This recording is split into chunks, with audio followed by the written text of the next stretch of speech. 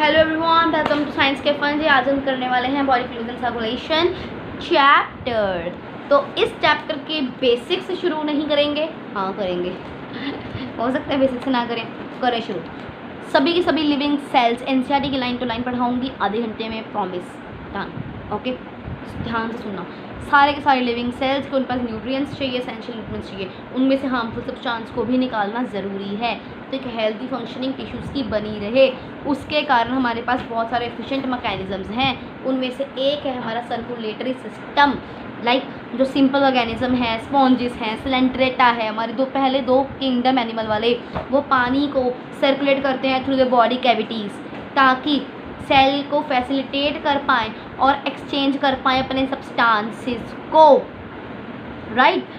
और जैसे ब्लड है, हमारे अंदर ब्लड होता है most commonly used body fluid, right, जिससे कि हायर ऑर्गेनिजम्स के अंदर लाइक ह्यूमंस के अंदर ट्रांसपोर्ट हो सके मटेरियल्स का। ऐसे ही हमारे पास एक लिम्फ भी है जो कि सब्सटेंसेस का ट्रांसपोर्ट करता है, ठीक है। इस चैप्टर में अबाउट ब्लड एंड उसके कॉम्पोजिशंस एंड ऑल हम पढ़ने वाले हैं। सबसे पहला टॉपिक आता है 18.1, that is blood. Blood blood blood ठीक है, ब्लड शुरू करते हैं। ब्लड एक टाइप का स्पेशल कनेक्टिव टिश्यू है जिसके अंदर फ्लूइड मैट्रिक्स, प्लाज्मा और फॉर्म्ड एलिमेंट्स होते हैं। इसका एक बहुत अच्छा फ्लो चार्ट है, देखो सुनो। ब्लड के दो टाइप्स हैं, plasma as well as formed elements. Third matrix है, उसको बेसिकली नहीं गिनते हैं। तो plasma as formed elements. Formed elements के आगे दो टाइप्स हैं, ब्लड के सेल या ब्लड के प्लेटलेट्स। ब्लड के सेल्स मतलब इरिथ्रोसाइट या leukocyte, means erythro means RBC के, ल्यूकोसाइट डब्ल्यूबीसी। डब्ल्यूबीसी आगे दो तरह के हैं, ग्रैन्युलोसाइट के, ए ग्रैन्युलोसाइट। अगर ग्रैन्युलोसाइट है तो आप बेंटन देखते थे छोटे, तो बेन याद रखना है आपको, बेन। Basophil, eosinophil and neutrophil. Basophil, eosinophil and neutrophil. And फिर ए ग्रैन्युलोसाइट जिसमें ग्रेन्यूल्स नहीं है। तो एमएलए क्या होता है?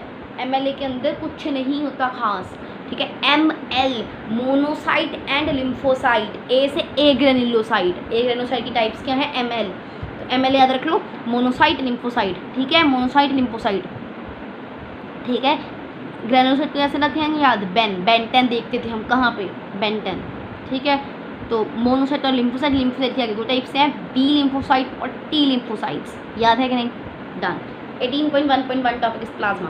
प्लाज्मा स्ट्रॉ कलर का होता है, मीन्स ट्रांसपेरेंट सा होता है। इसके अंदर सबसे ज़्यादा वाटर होता है, देन प्रोटीन्स होते हैं। प्रोटीन्स कौन से होते हैं? वेरी इंपॉर्टेंट, ध्यान से सुनना, मोस्ट रिपीटेड क्वेश्चन है ये। फाइब्रिनोजन, ग्लोबुलिन और एल्ब्यूमिन। फाइब्रिनोजन इज जो क्लॉटिंग फैक्टर आपका लिवर प्रोड्यूस करता है। ग्लोबुलिन, ठीक है, ये डिफेंस मैकेनिज्म में काम आता है, right. And albumin your osmotic balance. Albumin तुम्हारा ओस्मोटिक बैलेंस बनाता है, राइट, ओके, super cool.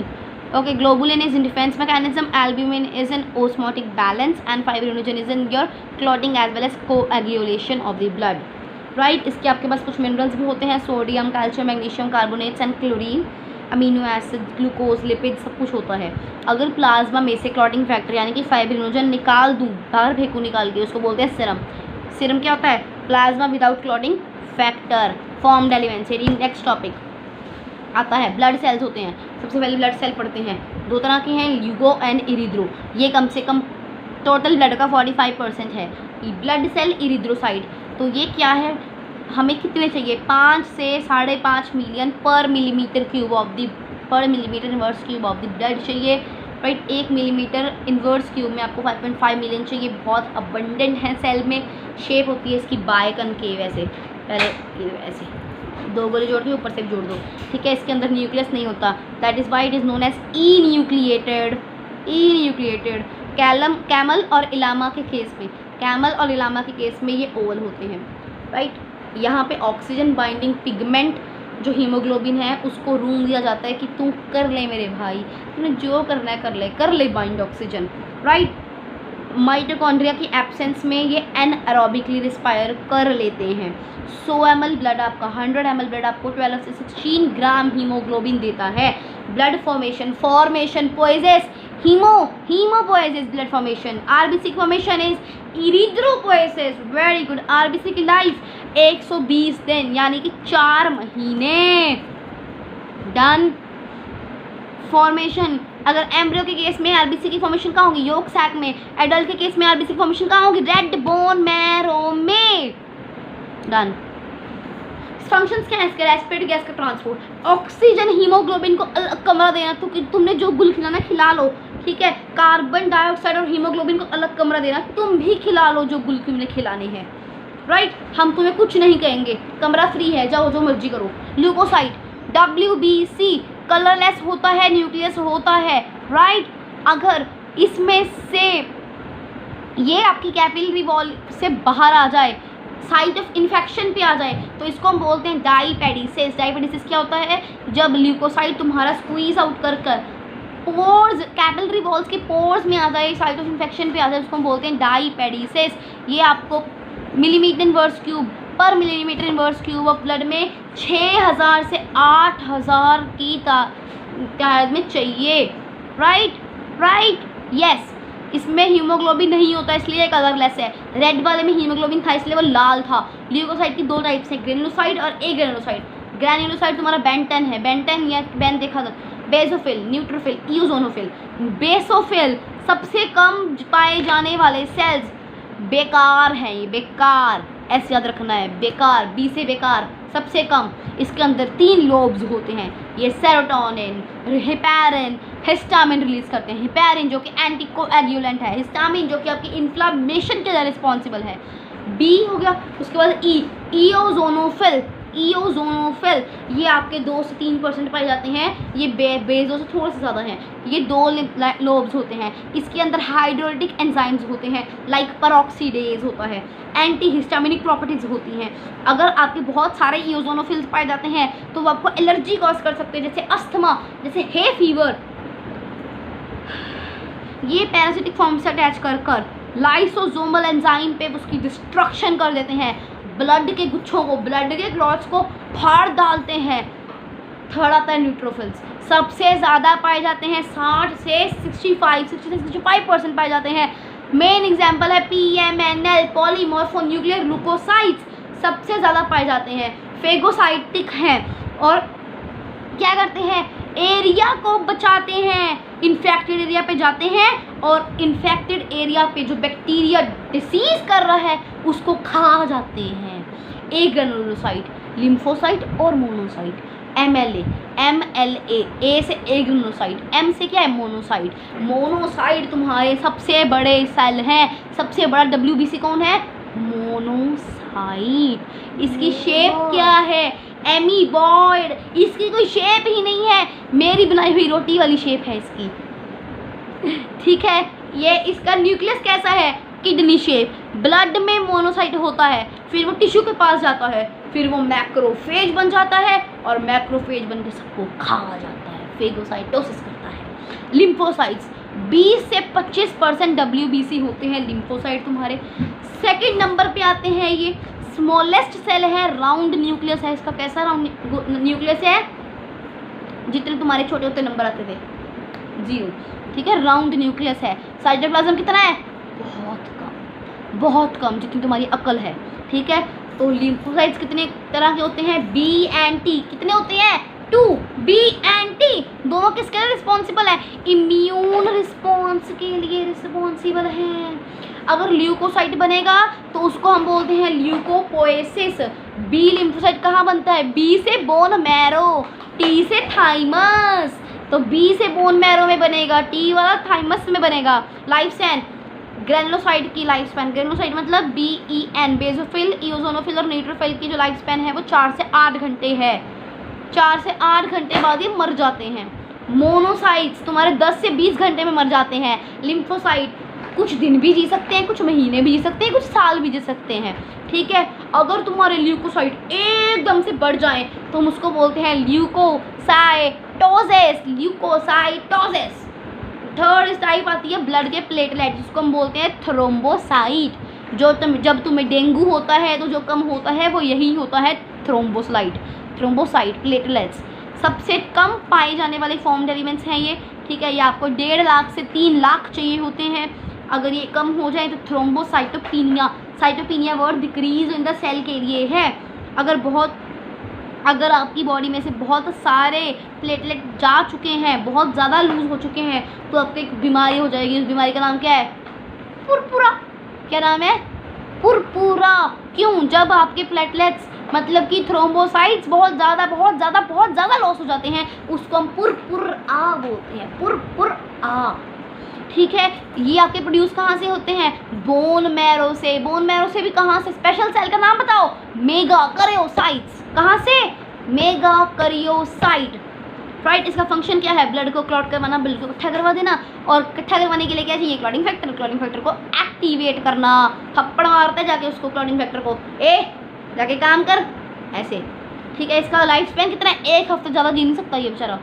और इसको मारता कौन है? स्प्लीन और लिवर में जाके बेचारा अपने आप की सुसाइड कर लेता है, मतलब मर जाता है।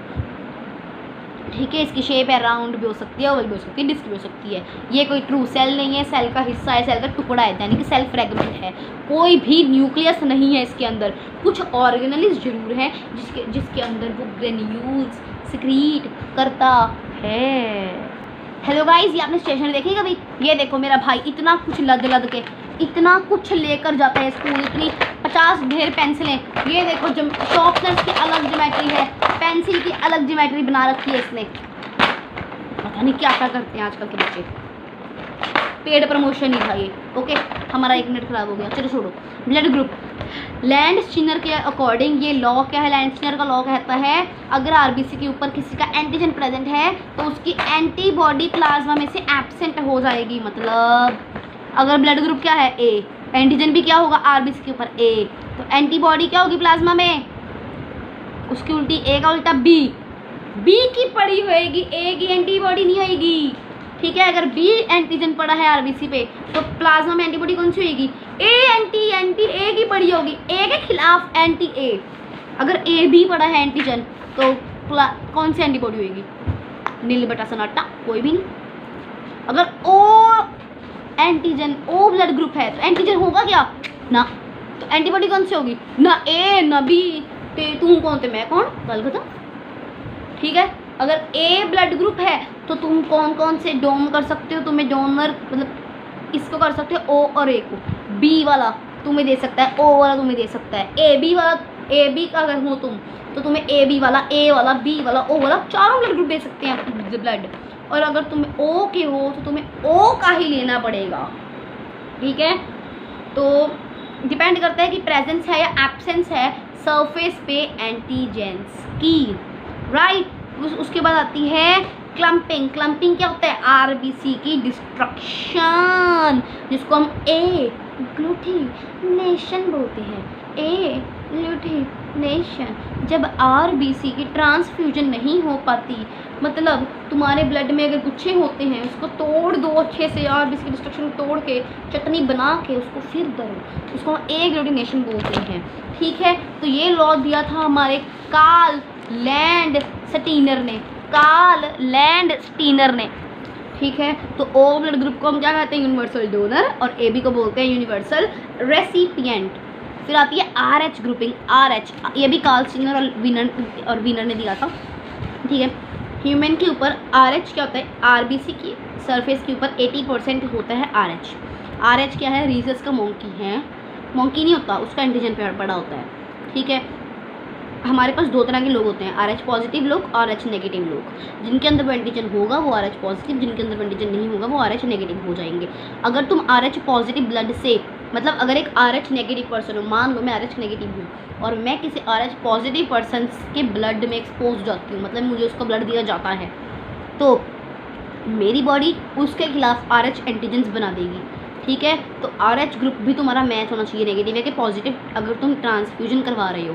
इनकम्पैटिबिलिटी का केस कब होता है? अगर तुम्हारी मम्मी मतलब प्रेग्नेंट मदर RH नेगेटिव है और उसका बच्चा मतलब फीटस जो उसके पेट में है वो RH पॉजिटिव है। मम्मी क्या है? नेगेटिव, फीटस क्या है? पॉजिटिव है। तो डिलीवरी के दौरान पहले बच्चे को तो चलो कुछ नहीं होगा क्योंकि थोड़ा थोड़ा RH पॉजिटिव ब्लड होगा फीटस में, बट अगर वो सेकेंड टाइम क्या होएगा?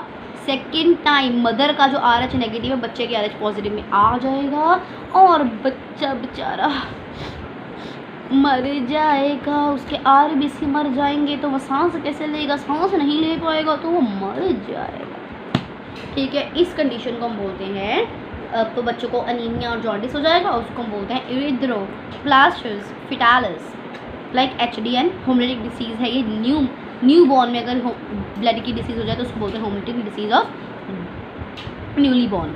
ठीक है, तो क्या होना चाहिए, anti-RH एंटीबॉडीज़ जो हैं मदर को फर्स्ट बच्चे की डिलीवरी के बाद ही दे देनी चाहिए। Okay, anti-RH antibodies. Coagulation of blood की बात करें उससे पहले हमारे पास आता है सर्कुलेटरी पाथवे। उससे पहले आता है हमारे पास सर्कुलेटरी पाथवे।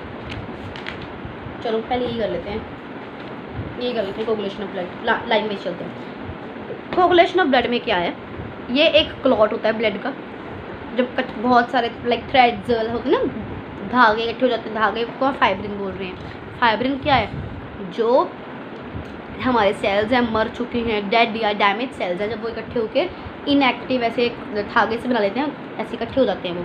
ठीक है, उसको हम क्लॉट बोलते हैं। क्या बोलते हैं, क्लॉट या कोएगुलम, कोएगुलम, राइट। तो जो वो उसको गुच्छे इकट्ठा हुआ उसको मैंने फाइब्रिन बोला। वो फाइब्रिन बना कैसे, देखो जो फिब्रिनोजन आपका जो इनएक्टिव फिब्रिनोजन थे, राइट, ठीक है, प्लाज्मा के अंदर उसके ऊपर थ्रोम्बिन फेंका मैंने, मतलब एंजाइम थ्रोम्बिन आया और उसने क्या किया, उस इनएक्टिव फाइब्रिनोजन को फाइब्रिन बना दिया, मतलब ठीक है फाइब्रिन बना दिया। या आप कह सकते हो कौन सा एंजाइम आया, थ्रोम्बिन, उसने थ्रोम्बिन ने क्या किया, प्रोथ्रोम्बिन बना दिया। फिब्रिनोजन को तोड़ा, थ्रोम्बिन बना, थ्रोम्बिन ने फिब्रिनोजन को तोड़ा और क्या बना दिया, प्रोथ्रोम्बिन। ठीक है, और प्रोथ्रोम्बिन के ऊपर काम करेगा थ्रोम्बोकाइनेज। ठीक है, तो यहाँ पे जो प्रोसेस चल रहा है इसको हम बोलते हैं कास्केड प्रोसेस, कास्केड प्रोसेस। ठीक है, अगर तुम्हारे प्लेटलेट्स में कोई इंजरी हो जाती है तो कोगुलेशन मैकेनिज्म शुरू हो जाता है। क्लॉटिंग के दौरान कैल्शियम का मेन रोल होता है। हिपैरिन की कंडीशंस, अगर तुम्हें ब्लड वेसल में कोगुलेशन नहीं करवानी है तो तुम हिपैरिन की ले सकते हो, हिपैरिन ले सकते हो। Then we have is lymph, lymph को बोलते हैं टिश्यू फ्लूइड, जो कि ब्लड, जब आपका ब्लड है कैपिलरी से पास करता है, कुछ पानी भी साथ में पास करता है और वो कुछ स्पेसिस में घुस जाता है ना, कुछ जगहों पे घुस जाता है, छोटी छोटी जगहों पे जहाँ पे वो प्रोटीन भूल जाता है अपना, जा रहा है बेचारा अकेला, इतना कुछ है उसके पास, माड़ा मोटा प्रोटीन रह भी गया तो क्या फ़र्क पड़ता है उसको, है ना, थोड़ा बहुत तो प्रोटीन लीव हो गया, पीछे रह गया, तो वहाँ पे सब कुछ इकट्ठा होता रहेगा, उस फ्लूइड को फिर वो इंटरस्टिशियल प्लेस में रिलीज़ कर देगा, इसका बोलिंग इंटरस्टिशियल फ्लूइड या टिश्यू फ्लूइड। ठीक है, और ये प्लाज्मा के जैसे ही होता है, जो इसके अंदर है वो प्लाज्मा के अंदर वही है। ठीक है, यहाँ पे न्यूट्रिएंट का गैसेस का एक्सचेंज होता है ब्लड और सेल्स के बीच में। ठीक है, अगर इस लिम्फेटिक सिस्टम होता है, ये बहुत सारी ब्लड इसमें ब्लड सेल्स होती हैं और सारा कुछ ये उठा के वेन्स में वापस भर देते हैं, राइट। तो जो फ्लूइड है, उस फ्लूइड जो कि लिम्फेटिक सिस्टम के अंदर, उसको हम लिम्फ बोलते हैं। लिम्फ कलरलेस है, इसका कोई रंग नहीं है।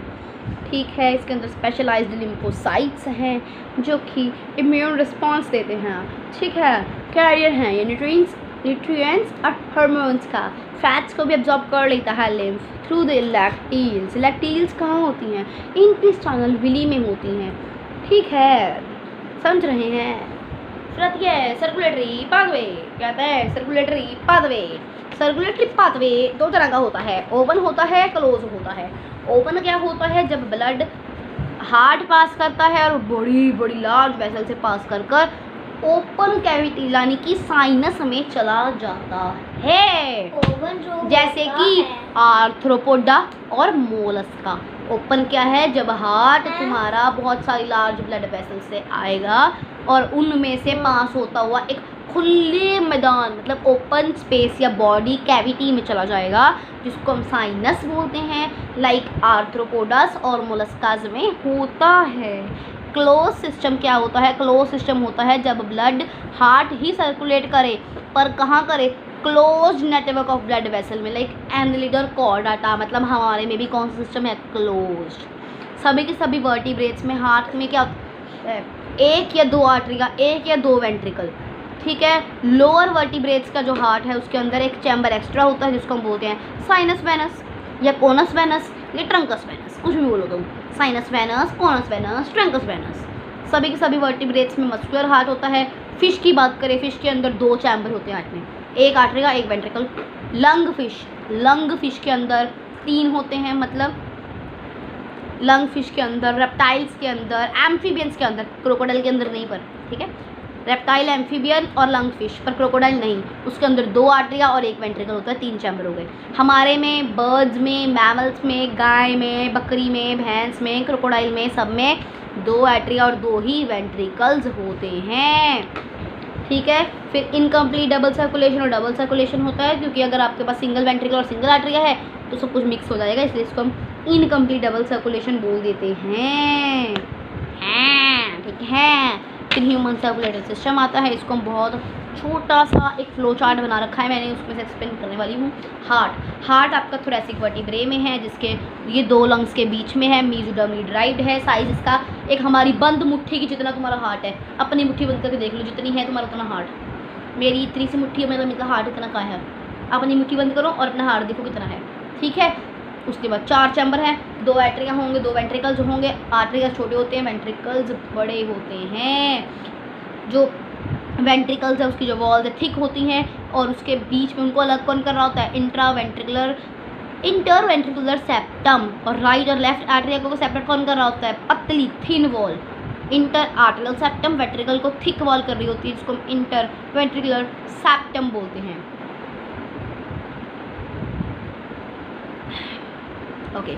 हार्ट के बाहर जो स्पेस है, उसको जहाँ पे फ्लूइड भरा होता है उसको हम बोलते हैं पेरिकार्डियल फ्लूइड, उसकी लेयर को बोलते हैं पेरिकार्डियम। उसके अंदर जो कैविटी बनी होती है उसको हम पेरिकार्डियल कैविटी बोलते हैं। पेरिकार्डियम के पास 2 लेयर्स होती हैं, आउटर और इनर। काम क्या है इसका, हार्ट को शॉक या इंजरी ना हो जाए, तो ये काम किसका है, पेरिकार्डियम का, ठीक है। आर्टरिया और वेंट्रिकल्स के बीच में इनको खुलना बंद होना कैसे करेगा कि एवी वाल्व, मतलब आपका आर्टरियो वेंट्रिकल वाल्व देख रहा होता है, ये इसका ध्यान रखता है, ये चौकीदार है कि आर्टरिया मतलब बड़े सार आए और मैंने वेंट्रिकल खोल दिया, ठीक है। बड़े साहब मतलब वेंट्रिकल से सारा ब्लड गया तो मैंने आर्टरिया को बंद कर दिया, बड़े साहब आए तो वेंट्रिकल मतलब दरवाज़ा खोल दिया, बड़े साहब गए तो दरवाज़ा मैंने बंद कर दिया। तो एवी वाल्व क्या है, तुम्हारा दिल के अंदर दरवाज़ा है, ठीक है। एवी वॉल्व तुम्हारा अगर राइट साइड पे है कि लेफ्ट साइड पे है, ये भी देखना पड़ेगा।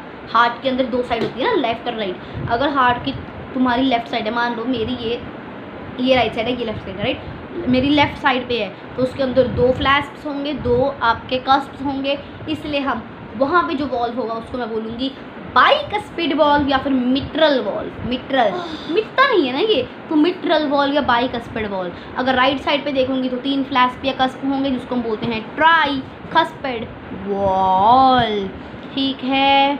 एक हमारे पास थिक फाइब्रस टिश्यू होता है जिसका नाम है आर्टरियो वेंट्रिकुलर सेप्टम, ठीक है, जिसके पास जिसकी ओपनिंग है जो दोनों चैम्बर्स में है सेम साइड पे कनेक्टेड है।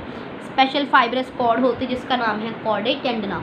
क्या है नाम, कॉर्डे टेंडिना, जो कि बाइकस्पिड ट्राइकस्पिड साथ जुड़ी होती है, वेंट्रिकुलर वाल्व से जुड़ी होती है, पेपिलरी मसल्स के साथ, ठीक है। इसका फंक्शन क्या है, बाइकस्पिड और ट्राइकस्पिड। आप आर्टरिया में या वेंट्रिकुलर में जब वेंट्रिकल कॉन्ट्रैक्ट कर रहा हो तो बाइकस्पिड ट्राइकस्पिड में ये आर्टरिया में वापस ना ब्लड चला जाए, ठीक है। इसको कोलैप्सिंग से ध्यान रखता है। फिर हमारे पास आते हैं हाफ मून शेप्ड पॉकेट्स आती हैं। सेमी ल्यूनर, सेमी मीन्स आधा, ल्यूनर मीन्स क्या, लूनर क्या होता है, मून, आधा मून वर्गा। 3 सेमी ल्यूनर वाल्व्स होते हैं जो पाए जाते हैं जहाँ पे पल्मोनरी आर्टरी और ऑर्टा हार्ट को लीव करते हैं। ये वाल्व्स वहाँ पाए जाते हैं कि ब्लड तुम्हारा वापस से वेंट्रिकल्स में ना चला जाए। राइट एट्रिया राइट साइड है, तो हमारे दिल की जो राइट साइड होती है, मतलब हमारी भी जो राइट साइड होती है, हम डीऑक्सीजनेटेड ब्लड आएगा, ठीक है, कोरोनरी साइनस और वेना कावा से। और लेफ्ट आर्टरिया में ऑक्सीजनेटेड ब्लड आएगा, ठीक है, लंग्स से, और कहाँ से आएगा, पल्मोनरी वेन्स के थ्रू। राइट आर्टरियम में डीऑक्सीजनेटेड ब्लड आएगा कोरोनरी साइनस और वेना कावा के थ्रू।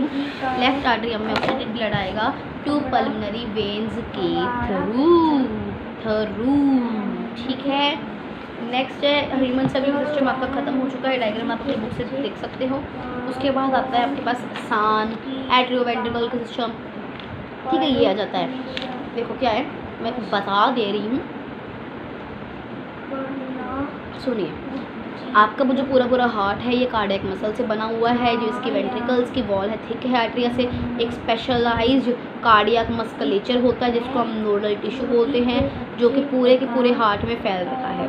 इस टिश्यू का जो पैचेस हैं राइट एट्रियम के ऊपर भी, सबसे ऊपर अगर राइट एट्रियम में पाया जाता है उसको बोलते हैं साइनो एट्रियल नोड, ठीक है। और ऐसा ही आपके राइट एट्रियम के लेफ्ट कॉर्नर में भी देखा जाता है। राइट एट्रियम के राइट कॉर्नर पे तो सैन, अगर लेफ्ट कॉर्नर पे है तो एट्रियोवेंट्रिकुलर नोड।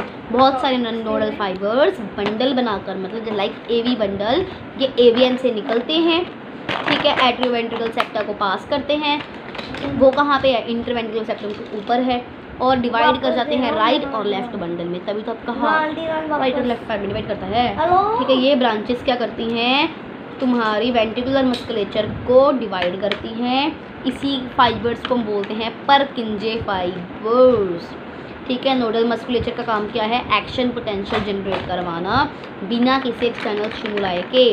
तो ये क्या है, ऑटो एक्साइटेबल है, ऑटो एक्साइटेबल है, ठीक है। एक्शन पोटेंशियल क्या होता है, जो कम टाइम के लिए रहता है पर बहुत ज़रूरी होता है इलेक्ट्रिकल मेम्ब्रेन पोटेंशियल जनरेट करवाने के लिए। सैन क्या होता है, साइनो एट्रियल नोड, जो कि तुम्हारी दिल में इनिशिएट करवाता है कार्डियक कॉन्ट्रैक्शन 70 से 75% पर मिनट, 70 से 75 बीट्स पर मिनट तुम्हारा जो दिल करता है वो इसी की मदद से करता है। SAN को हम आर्टिफिशियल हार्ट कहते हैं या आर्टिफिशियल पेसमेकर ऑफ हार्ट बोलते हैं। ये रिस्पॉन्सिबल है हमारे हार्ट की रिदमिक रिलैक्सेशन और कॉन्ट्रैक्शन के लिए। राइटो डन। हार्ट हमारा 70 से 75 टाइम्स बीट करता है 1 मिनट में, 72 बेसिकली कहा जाता है। देन वी हैव इस कार्डियक साइकिल। उससे पहले तो मुझे लर्न करना है वो है कि स्ट्रोक वॉल्यूम हमारा 70 ml होता है, ठीक है। और कार्डियक आउटपुट होता है stroke volume into heart rate, तो 70 और हार्ट रेट मान लो 72 है तो 5040 ml, 5 लीटर पर ml हमारा कार्डियक आउटपुट है। देन वी हैव इस कार्डियक साइकिल। कार्डियक साइकिल के ऊपर एनसीईआरटी में बहुत ज़्यादा लंबा एक डायग्राम, लंबा चौड़ा डायग्राम दिया हुआ है, कम से कम 1.5 पेज का ये दिया हुआ है। तो हम इसको फटाफट से कंप्लीट करते हैं 2 से 3 मिनट लगाकर, ठीक है। कार्डियक साइकिल क्या है, जब आपका हार्ट बार बार कॉन्ट्रैक्ट बार बार रिलैक्स कर रहा है, अगर कॉन्ट्रैक्ट कर रहा है उस फेज को बोलते हैं सिस्टोल, अगर रिलैक्स कर रहा है उस फेज को बोलते हैं डायास्टोल। हार्ट के चारों चैम्बर अगर रिलैक्स करते हैं तो उसको बोलते हैं जॉइंट डायास्टोल। क्या करते हैं, जॉइंट इकट्ठे होकर कर रहे हैं तो डायास्टोल। पल्मनरी वेन से और वेने कावा से तुम्हारा ब्लड जाता है, पल्मनरी वेन से जाता है लेफ्ट एट्रियम में और वेने कावा से जाएगा राइट एट्रियम में, जिससे कि एवी वॉल्व तुम्हारा प्रेशर लगा था, एवी वॉल्व क्या हो जाएगा ओपन, एवी वॉल्व क्या हो जाएगा ओपन, ठीक है। एवी वॉल्व ओपन हो गया तो एवी खुल गया, मतलब आर्टरिया से वेंट्रिकल वाला रास्ता खुल गया, ठीक है। तो हम आर्टरिया से वेंट्रिकल ब्लड चला जाएगा। अब 70% वेंट्रिकल्स तुम्हारे भर चुके हैं ब्लड से जॉइंट डायस्टोल के दौरान, क्योंकि इतना सारा भर चुका है वेंट्रिकल फट ना जाए, इसके लिए सेमी लूनर वॉल्व को हमने क्लोज कर दिया। राइटो, सेमी लूनर वॉल्व क्लोज हो गया। अब वहाँ पे साइनो एट्रियल नोड क्या करेगी, एक्शन पोटेंशियल जनरेट करवा देगी, एट्रियम कॉन्टैक्ट करेगा और जो 30% ब्लड के वेंट्रिकल्स थे, है ना, रहता था आपका, वो भी भर गया। अब जो बंडल ऑफ हिस है वहाँ पे आता है, जो कि पूरे वेंट्रिकल मस्कुलेचर के वेंट्रिकल्स के अंदर फैला हुआ है, तो वो कॉन्ट्रैक्ट करेगा। वेंट्रिकल सिस्टोल हुआ, वेंट्रिकल सिस्टोल हुआ मतलब वेंट्रिकल कॉन्ट्रैक्ट कर रहा है, एट्रिया रिलैक्स कर रहा है। एट्रिया रिलैक्स करेगा मतलब नीचे भेज रहा है ब्लड और वो कॉन्ट्रैक्ट पकड़ रहा है सारा, ठीक है। आर्टरिया ने डायस्टोल किया तो वेंट्रिकल ने कॉन्ट्रैक्ट करके अपना जो IVP मतलब प्रेशर बढ़ा लिया, तो बाइकस्पिड और ट्राइकस्पिड वॉल्व क्या क्लोज हो जाएगा। कितना को भर लोगे तुम, कितना भर लोगे बताओ। तो ठीक है, बाइकस्पिड और ट्राइकस्पिड एवी वॉल्व सब बंद हो चुका है। अब ये बंद क्यों हुआ आत्मा, क्योंकि वेंट्रिकल में 100% वेंट्रिकल भर चुका है। अब वो वापस थोड़ी इसको आर्टरी में भेजेंगे हम, दिमाग ख़राब है क्या, ठीक है। ये अब जो प्रेशर है हमारे लेफ्ट और राइट वेंट्रिकल में बहुत ज़्यादा है प्रेशर, जितना ऑर्टा में था और या पल्मोनरी आर्टरी में था, ठीक है। इसलिए जो सेमी ल्यूनर वॉल्व है उसके ऊपर वो धक्का मारता है, ऐसे धक्का मुक्की करता है और ब्लड हमारा फ्लो करता है वेंट्रिकुलर डायस्टोल, मतलब वेंट्रिकुलर भी रिलैक्स कर देता है और वेंट्रिकुलर का प्रेशर, क्योंकि अब सारा ब्लड निकल रहा है बाहर तो प्रेशर कम हो जाएगा। एवी वॉल्व ओपन हो जाएगा क्योंकि एट्रिया में तो ब्लड आ चुका है, वेंट्रिकल ने खाली कर दिया। अब एट्रिया भी तो अपना फिर से खाली करेगा अपने आप को, तो वेंट्रिकल में अपने आप को खाली कर देगा। फिर जॉइंट डायस्टोल होगा, मतलब एट्रियाज वेंट्रिकल को भरेंगे।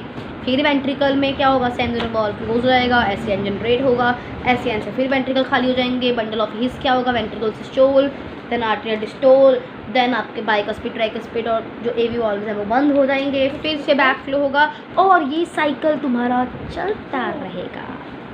क्लियर? ठीक है। उसके बाद ईसीजी आता है थोड़े कोल। ईसीजी कहते जब आप एक मशीन होती है, फिल्मों में आपने वो मशीन देखी है जिसके ऊपर ऐसी बजाती है, पीप पीप पीप पीप पीप। बाय। ये कौन सी मशीन होती है? ईसीजी। रिक्शा। अगर तुम्हारी वो मशीन में लाइन बिल्कुल सीधी हो जा रही है, जैसे मेरा हाथ, उस कंडीशन को हम बोलते हैं कार्डियक अरेस्ट। ठीक है। ईसीजी एक ग्राफ है जो कि हम एक ग्राफिकल है रिप्रेजेंटेशन जो कार्डियक साइकिल की हमें वो मशीन देती है। ये 2020 का और 21 का क्वेश्चन है, हमें लगता है ये 22 में भी आ जाए। इसके पार्ट होते हैं पीक्यू, क्यूआरएस और एसटी। क्या पार्ट है इसका? PQ, QRS, ST. ठीक है। एसएएन क्या करता है, हार्ट को ऑटोमेटिकली बीट करवाता है। टी वेव थोड़ी सी ऐसे ऊपर होती है, इतनी सी ऊपर होती है, मतलब वो एक्साइटेशन करवाना चाहती है, मतलब वो आर्टरिया को डीपोलराइज करवा रही है, मतलब कि आर्टरियाज हमारे बहुत बहुत बहुत आर्टरियाज कॉन्ट्रैक्ट हो रहे हैं। समझाएंगे? समझाएं? समझाओ। ठीक है। क्यूआरएस कॉम्प्लेक्स, क्यूआरएस कॉम्प्लेक्स क्या होता है? पहले पी वेव में क्या हुआ, डीपोलराइजेशन आर्टरिया का। क्यूआरएस कॉम्प्लेक्स में डीपोलराइजेशन होगा वेंट्रिकल्स का। ठीक है। तो वेंट्रिकुलर सिस्टोल होगा, पहले आर्टरिकुलर सिस्टोल हुआ था। टी वेव होता है वेंट्रिकल्स फिर से नॉर्मल हो जाएंगे, रीपोलराइजेशन हो जाएगी। ठीक है। अगर क्यूआर बड़ी हो जाती है मतलब तुम्हें हार्ट अटैक हो गया। अगर एसटी बड़ी हो जाती है मतलब हार्ट को ऑक्सीजन नहीं मिल रहा। और अगर टी वेव तुम्हारी फ्लैट हो जाती है मतलब हार्ट को ऑक्सीजन नहीं मिला, आर्थरियोस्क्लेरोसिस हो गई, हार्ट को बीमारी हो गई, मरने के चांस बढ़ गए हैं मेरे। ठीक है। उसके बाद डबल सर्कुलेशन आता है। डबल सर्कुलेशन ब्लड को एक फिक्स रूट से मतलब ब्लड वेसल से आर्टरीज और वेन्स के बीच में से जाना पड़ता है। आर्टरी और वेन की 3 लेयर होती है, पता है कुछ? पता है नहीं, आ जाते हैं। इनर लाइनिंग स्क्वैमस एंडोथेलियम की होती है जिसको हम ट्यूनिका इंटीमा बोलते हैं। मिडल लेयर स्मूथ एपिथेलियम की बनी, स्मूथ मसल और इलास्टिक फाइबर की बनी होती है। स्मूथ मसल और इलास्टिक फाइबर की बनी होती है जिसको हम ट्यूनिका मीडिया बोलते हैं। मिड में है जो मीडिया हो गया ना। और जो सबसे एंड वाली है जिसको मैं बोलती हूँ जो सबसे बाहर है, फाइब्रस कनेक्टिव टिश्यू की बनी होती है जिसमें कोलाजन फाइबर भी होता है जो कि ट्यूनिका एक्सटर्ना होती है। अंदर है तो एंडोथेलियम की बनी होगी इंटीमा, बीच में है तो मिड्डियाँ करी हैं उसने, स्मूथ मिड्डियाँ होती हैं, इलास्टिकली मिड्डियाँ खींची जा सकती हैं। और बाहर ट्यूनिका एक्सटर्ना। ट्यूनिका मीडिया में बहुत पतली होती है, थिन से, ठीक, वेन से। ठीक है। ब्लड पंप होगा राइट वेंट्रिकल में, पल्मोनरी आर्टरी में आएगा, फिर लेफ्ट वेंट्रिकल्स पे पंप होगा ऑर्टा के थ्रू। डीऑक्सीजनेटेड ब्लड है जो तुम्हारा पल्मोनरी आर्टरी में पंप होगा लंग्स से, और ऑक्सीजनेटेड ब्लड कैरी किया जाएगा by the pulmonary vein. Pulmonary artery अकेली आर्टरी है जो डीऑक्सीजनेटेड ब्लड कैरी करती है। पल्मोनरी वेन इकलौती वेन है जो कि ऑक्सीजनेटेड ब्लड को कैरी करती है। जो याद रखना था वो ये था। अगर अब तुम्हारे पास 2 तरह की सर्कुलेशन होती है, एक होती है सिस्टमेटिक, एक होती है पल्मोनरी। जो सर्कुलेशन मतलब तुम ब्लड को लेके आ रहे हो लंग्स के पास और लंग्स से ही लेकर जा रहे हो, ब्लड हार्ट लंग से हार्ट में और हार्ट से लंग में आ रहा है तो पल्मोनरी सर्कुलेशन। अगर हार्ट से बॉडी में और बॉडी से हार्ट में आ रहा है तो सिस्टमिक सर्कुलेशन होती है। राइटो। और वस्कुलर कनेक्शन जो तुम्हारे डाइजेस्टिव ट्रैक्ट और लिवर के बीच में उसको हिपाटिक पोर्टल सिस्टम बोलते हैं। हिपाटिक पोर्टल वेन भी ब्लड कैरी करती है इंटेस्टाइन से लिवर तक, जिसको हम सिस्टमिक सर्कुलेशन बोलते हैं। करोनरी सिस्टम होता है, करोना वाला सिस्टम, करोनरी सिस्टम होता है ब्लड वेसल्स का हमारी बॉडी में, ताकि ब्लड की circulation through out the cardiac musculature होती रहे। कार्डियक रेगुलेशन कैसी होती है? एएनएस क्या होता है? Autonomic nervous system. ठीक है। नॉर्मल एक्टिविटी हार्ट की जो चलती है वो कौन देखता है? नोडल टिश्यू देखता है। ठीक है। तो इसीलिए हमारे हार्ट को मायोजेनिक कहा जाता है। एक स्पेशल न्यूरल सेंटर होता है मेडुला ऑब्लोंगेटा हमारे ब्रेन में, जो कि कार्डियक फंक्शन को ANS के ऑटोनॉमिक नर्वस सिस्टम के थ्रू चेक करता है। जो ANS है, जो सिंपैथेटिक नर्व का पार्ट है, उससे की हार्ट बीट बढ़ जाती है, वेंट्रिकुलर कॉन्ट्रैक्शन की स्ट्रेंथ बढ़ जाती है, कार्डियक आउटपुट बढ़ जाता है। अदर हैंड पे अगर पैरासिम्पैथेटिक काम करने लगा, सिंपैथेटिक काम करेगा तो सिंप सुंदर है, अच्छा है, सुशील है, तो घर की तरक्की करवाएगा, मीन्स हार्ट रेट बढ़ाएगा, वेंट्रिकुलर कॉन्ट्रैक्शन बढ़ाएगा, कार्डियक आउटपुट बढ़ाएगा। पैरासिम्पैथेटिक, ये पैरा है, ये पैरों में इसका दिमाग है, तो पैरा सबसे सब कुछ बकवास कर देगा। हार्ट रेट कम, स्पीड कम, कार्डियक आउटपुट कम। एड्रिनल के जो मेडुलरी हार्मोन्स होते हैं वो तुम्हारा कार्डियक आउटपुट बढ़ाते हैं, समझे कि समझाएं? एड्रिनल के आउटपुट जो मेडुलरी हार्मोन्स होते हैं वो तुम्हारा कार्डियक आउटपुट को बढ़ा देते हैं। डिसऑर्डर अगर तुम्हारा बीपी बढ़ जाता है, कितना 120 या 80 से 120 to 80 से बढ़ जाता है, तो मतलब हाइपरटेंशन, तुम बहुत टेंशन ले गई हो भैया, टेंशन कम करो, ठीक है। अगर 140 से 90 भी आ रहा है तो वो ठीक है, हाइपरटेंशन को कॉज